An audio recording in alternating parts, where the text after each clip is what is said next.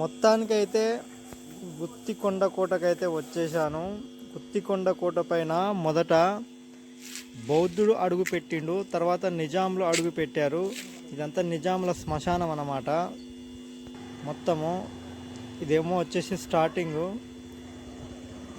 మనం ఫస్ట్ కొండపైకి అయితే వెళ్దాము. కొండపైకి వెళ్తుంటే మొత్తం రోడ్డు మొత్తం రాళ్లతోనే సెట్ చేసినారు.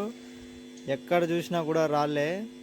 మొత్తం అసలు ఆ కాలంలో రాళ్లతో డిజైన్ చేయడం అది ఒక భారతదేశంలోనే ఇలాంటి కొండ రెండో స్థానంలో ఉందనుకోవాలి.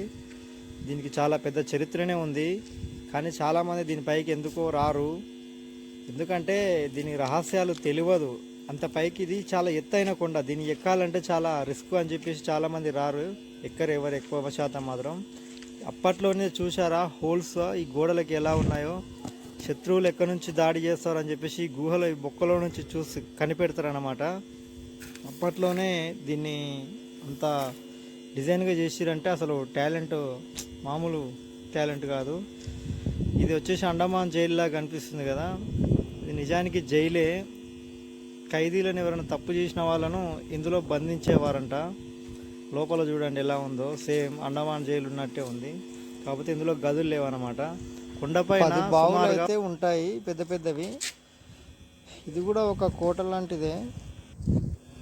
అప్పట్లోనే ఈ డిజైన్ అనేది చాలా హైలైట్. అసలు ఇంత డిజైన్గా కట్టడం అనేది ఒక విచిత్రము. ఒక 100 ఏళ్ళ చరిత్ర ఉంది దీనికి.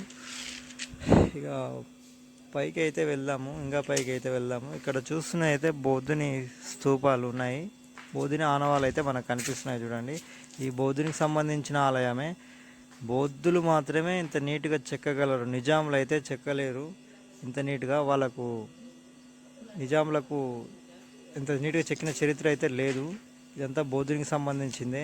నిజాంల పనితనం అంటే ఇక్కడ కనిపిస్తుంది కదా, ఇది సిమెంట్తోన కట్టిండ్రు. ఇదంతా సిమెంట్తోనే కట్టిండ్రు, ఇది నిజాంలు కట్టిందని మనం ఈజీగా చెప్పొచ్చు.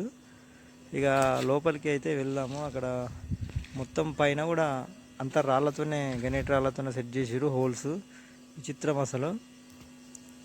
ఇదంతా చూస్తుంటే నాకు కొంచెం భయంకరంగా అనిపించింది.